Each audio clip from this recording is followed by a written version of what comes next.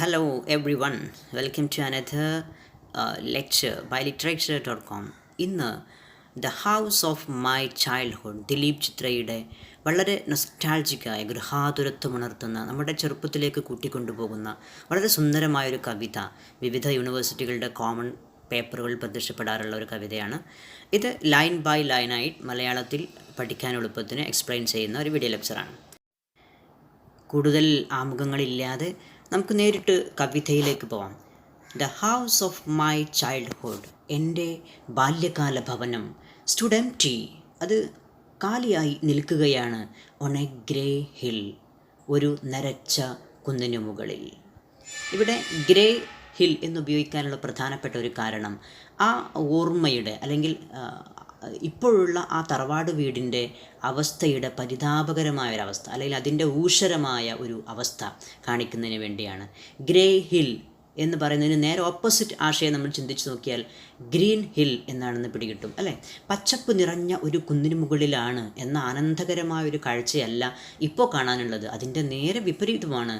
അതുകൊണ്ട് grey hill, ഒരു നരച്ച കുന്നിന് മുകളിൽ എൻ്റെ ബാല്യകാല ഭവനം അങ്ങനെ നിൽക്കുകയാണ്, ഒന്നുമില്ലാതെ ആളൊഴിഞ്ഞ് എംപ്റ്റിയായി നിൽക്കുകയാണ്. അപ്പോൾ ആദ്യത്തെ വരിയിൽ തന്നെ ഇദ്ദേഹത്തിൻ്റെ ഓർമ്മയിലെ ഈ ഭവനത്തെ ഇപ്പോൾ അദ്ദേഹം കാണുന്നത് ഒരു സുന്ദരമല്ലാത്ത, ഓർമ്മകളുടെ അത്ര ഓർമ്മകളിൽ ഒരുപക്ഷെ ഗ്രീൻ ആയിരുന്നിരിക്കാം, പക്ഷേ ഇപ്പോൾ കാണുന്നത് ഗ്രീൻ അല്ലാത്ത ഒരവസ്ഥയിലാണ് എന്നൊരു സൂചന ആദ്യ വരികളിൽ തന്നെ നമുക്ക് ലഭിക്കുന്നുണ്ട്.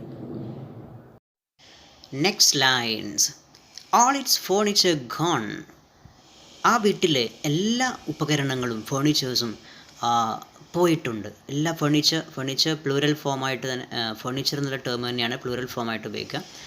All its furniture gone except my grandmother's grindstone. എൻ്റെ മുത്തശ്ശിയുടെ അരക്കല്ല് ഒഴികെ, അരയ്ക്കുന്ന ഒരു കല്ലൊഴികെ. And the brass figurines of her gods. Brass means പിച്ചള, ഒരു ലോഹസങ്കരാണ്. Brass figurines of her gods, മുത്തശ്ശിയുടെ പിച്ചളയിൽ നിർമ്മിച്ച ദൈവശില്പങ്ങളും ഒഴികെ. അപ്പോൾ ആ വീട്ടിൽ ഇപ്പോൾ ബാക്കി നിൽക്കുന്നത് എല്ലാ ഫർണിച്ചറുകളും നഷ്ടപ്പെട്ടിരിക്കുന്നു, നശിച്ചു പോയിരിക്കുന്നു അല്ലെങ്കിൽ കൊണ്ടുപോയിരിക്കുന്നു. ഇപ്പോൾ അവിടെ ബാക്കി നിൽക്കുന്നത് എന്തുമാത്രമാണ്? മുത്തശ്ശിയുടെ ഗ്രൈൻസ്റ്റോണും മുത്തശ്ശിയുടെ ബ്രാസ് ഫിഗറൈൻസ് ഓഫ് ഗോഡ്സും മാത്രമാണ്. ഓക്കെ, ഈ രണ്ട് വസ്തുക്കൾ നിങ്ങൾ ഓർത്തു വെക്കുക. എക്സാം എന്ന ഉദ്ദേശത്തിൽ, പരീക്ഷാ ആവശ്യത്തിന് വേണ്ടി പഠിക്കുമ്പോൾ എന്തൊക്കെയാണ് ബാക്കി എവിടെ നിൽക്കുന്നത് എന്ന് ഓർത്തു വെക്കുക.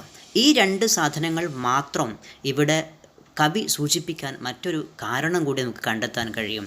അദ്ദേഹത്തിൻ്റെ മുത്തശ്ശി ഓർമ്മകൾ അല്ലെങ്കിൽ കുഞ്ഞിക്കാലത്തെ ഓർമ്മകളിലേക്ക് പോകുമ്പോൾ മുത്തശ്ശിയുടെ ഗ്രൈൻസ്റ്റോണിനും മുത്തശ്ശിയുടെ ബ്രാസ് ഫിഗറൈൻസ് ഓഫ് ഗോഡ്സിനും വലിയ ഇമ്പോർട്ടൻസ് അദ്ദേഹത്തിൻ്റെ ലൈഫിൽ, അദ്ദേഹത്തിൻ്റെ ഓർമ്മകളിലുണ്ട് എന്ന ഒരു സൂചന കൂടി ഇവിടെ നിന്ന് നമുക്ക് ലഭിക്കുന്നതാണ്. Next stanza, after the death of all birds Bird-cries still fill the mind. എല്ലാ കിളികളും മരിച്ചു പോയിരിക്കുന്നു, എല്ലാം നശിച്ചു പോയിരിക്കുന്നു. അതിനുശേഷവും Bird-cries still fill the mind. ആ കിളികളുടെ ആരവം എൻ്റെ മനസ്സിലിങ്ങനെ നിറഞ്ഞു നിൽക്കുന്നു ഇപ്പോഴും. അപ്പോൾ ഇദ്ദേഹം തറവാട് വീട്ടിലേക്ക് എത്തുന്ന സമയത്ത് അവിടെ കുഞ്ഞിക്കാലത്ത്, തൻ്റെ കുട്ടിക്കാലത്ത് അവിടെ ഒരുപാട് കിളികളും അവയുടെ കളകളാരവും കൊണ്ട് ആക്റ്റീവായിരുന്നു. ഇപ്പോൾ കിളികൾ അവിടെ ഇല്ല, അവരുടെ ശബ്ദവുമില്ല. പക്ഷേ അദ്ദേഹത്തിൻ്റെ മനസ്സിൽ അവയുടെ ശബ്ദം ഇപ്പോഴും നിറഞ്ഞു നിൽക്കുന്നത് പോലെയുണ്ട്. Next lines, after the cities erasure a blur still peoples the air. After the cities erasure, നഗരജീവിതത്തിൻ്റെ മായ്ക്കലുകൾക്ക് ശേഷവും. അപ്പോൾ അദ്ദേഹത്തിൻ്റെ നഗരജീവിതം ഓർമ്മകളിൽ ഒരുപാട് മായ്ച്ചു കളഞ്ഞിട്ടുണ്ട്. പക്ഷേ സിറ്റി ജീവിതത്തിൻ്റെ ആ മായ്ക്കലുകൾക്കെല്ലാം ശേഷവും a blur still peoples the air.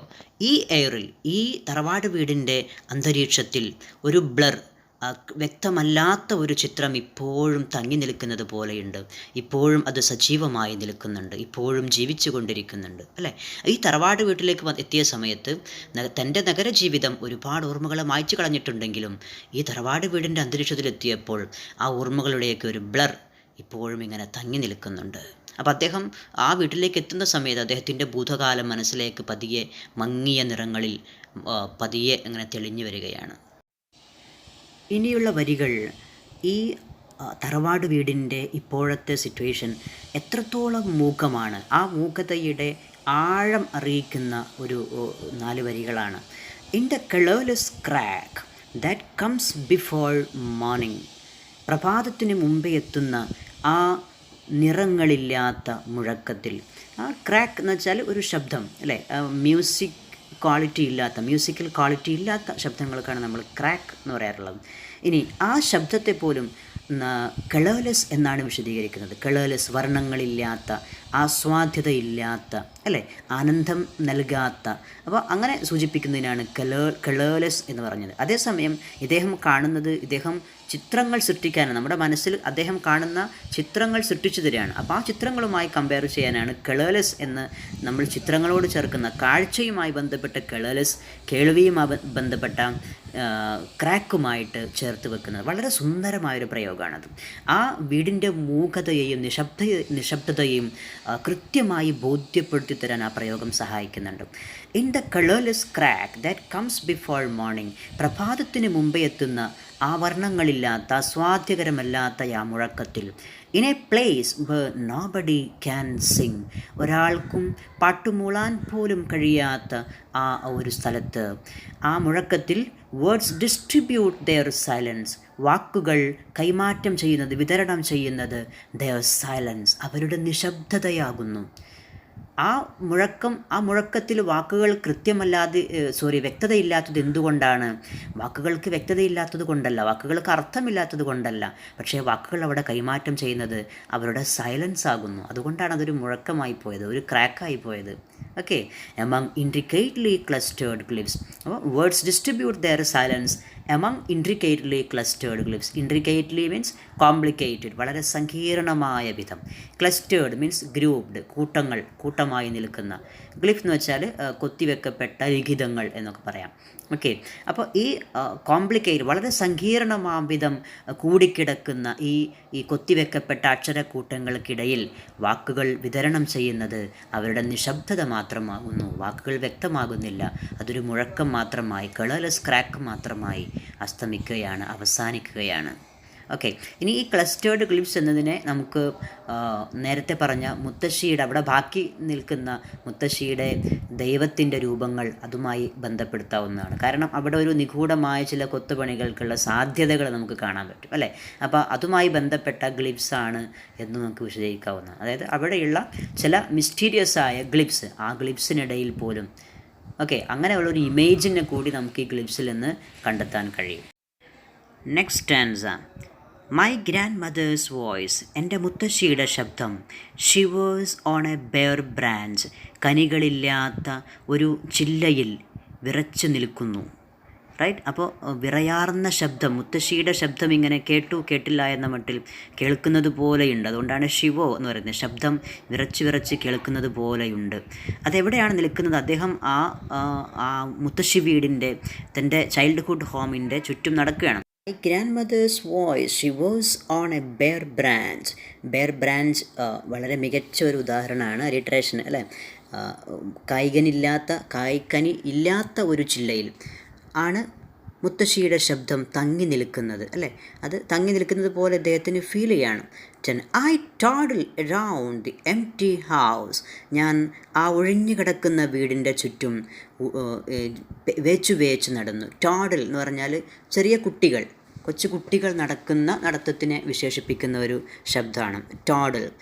ഈ ടോഡൽ എന്ന പദം ഇവിടെ ഉപയോഗിക്കാനുള്ള കാരണം എന്താണ്? ഇദ്ദേഹം തൻ്റെ ചൈൽഡ്ഹുഡ് ഹോമിന് ചുറ്റുമാണ് നടക്കുന്നത് അല്ലേ. അപ്പോൾ അദ്ദേഹത്തിൻ്റെ ആ മാനസികമായ കുട്ടിത്വം തിരിച്ചു വന്നതുപോലെ അതിനൊരു സൂചന നൽകാൻ വേണ്ടിയാണ് ടോഡൽ എന്ന പദം ഉപയോഗിക്കുന്നത്.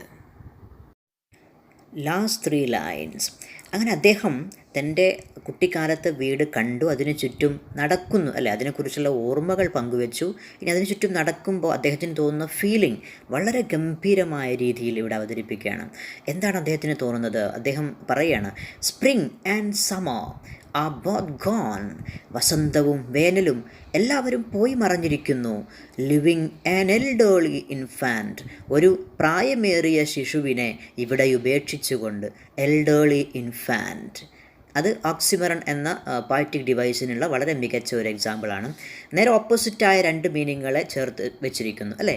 എൽഡേർലി ഇൻഫാൻറ്റ്, ഇതും നമ്മൾ നേരത്തെ പറഞ്ഞ പോലെ അദ്ദേഹത്തിൻ്റെ പ്രായം കാണിക്കുകയും അതേസമയം ഈ കുഞ്ഞു കാലത്തെ ഓർമ്മകൾ നിലനിൽക്കുന്ന ഈ വീടിനടുത്തെത്തിയപ്പോൾ അദ്ദേഹത്തിൻ്റെ ശൈശവ സ്വഭാവം, ശിശുത്വം അല്ലേ, അത് തിരിച്ചു വന്നിരിക്കുന്നു എന്ന ഒരു ഓർമ്മപ്പെടുത്തൽ കൂടി. ഇദ്ദേഹം ഇപ്പോൾ അനുഭവിക്കുന്നത് ഒരു ശിശുവിനെ പോലെയാണ്. അപ്പോൾ അത് ആ രണ്ട് മീനിങ്ങും ഒരുമിച്ച് നൽകുന്ന ഒരു ടേമാണ്. അതേസമയം കാലം ഒരുപാട് കഴിഞ്ഞിരിക്കുന്നു എന്ന് സൂചിപ്പിക്കുന്ന സമ്മർ ആൻഡ് സ്പ്രിങ്, അവ രണ്ടും പോയി മറഞ്ഞിരിക്കുന്നു, ഋതുക്കളെല്ലാം പോയി മറഞ്ഞിരിക്കുന്നു ഒരു എൽഡേർലി ഇൻഫാൻറ്റിനെ ഇവിടെ ഉപേക്ഷിച്ചുകൊണ്ട്. എന്തിനാണ്? To explore the rooms of ages, കാലത്തിൻ്റെ ഈ ഇടനാഴികകളെ, ഈ മുറികളെ ഓരോന്നോരോന്നായി എക്സ്പ്ലോർ ചെയ്യാൻ വേണ്ടി, വീണ്ടെടുക്കാൻ വേണ്ടി, കണ്ടെത്താൻ വേണ്ടി. അപ്പോൾ കാലം ബാക്കി വെച്ച് പോയ ഈ ഇടനാഴികളെ വീണ്ടും വന്ന് കണ്ടെത്തുവാൻ വേണ്ടി ഋതുക്കൾ ഓരോന്നും ഈ ഒരു എൽഡേർലി ഇൻഫാൻറ്റിനെ ഇവിടെ ഉപേക്ഷിച്ചുകൊണ്ട് പോയി മറഞ്ഞുവല്ലോ. ഒരുപാട് കാലം കടന്നു പോയല്ലോ. തൻ്റെ കഴിഞ്ഞുപോയ എല്ലാ കാലത്തെയും ആ കാലത്തെ ഓർമ്മകളെയും ഇപ്പോൾ ശിശു മനസ്സോടുകൂടി വൃദ്ധനായ ഞാൻ ഇവിടെ വന്ന് നിൽക്കുന്ന സന്ദർഭത്തെയും ആകെ ആ കഥാസന്ദർഭത്തെ, ഈ കാവ്യസന്ദർഭത്തെ മുഴുവൻ ആവാഹിക്കാൻ കഴിവുള്ള ഗംഭീരമായ 3 വരികളാണ് അവസാനത്തെ 3 വരികൾ. ഓക്കെ, അപ്പോൾ ഈ ലെക്ചർ നിങ്ങൾക്ക് ഇഷ്ടപ്പെട്ടു, പ്രയോജനപ്പെടും എന്ന് വിശ്വസിക്കുന്നു. ഇഷ്ടപ്പെട്ടിരിക്കും എന്ന് വിശ്വസിക്കുന്നു, പ്രയോജനപ്പെട്ടിരിക്കും എന്നും വിശ്വസിക്കുന്നു. നിങ്ങൾ സപ്പോർട്ട് ചെയ്യുമെന്ന് വിശ്വസിക്കുന്നു. ഓക്കെ, സബ്സ്ക്രൈബ് ചെയ്യാത്തവർ സബ്സ്ക്രൈബ് ചെയ്യുമല്ലോ. ഇനിയും ഇതുപോലുള്ള ലെക്ചറുമായിട്ട് വീണ്ടും നമുക്ക് കണ്ടുമുട്ടാം. Good bye.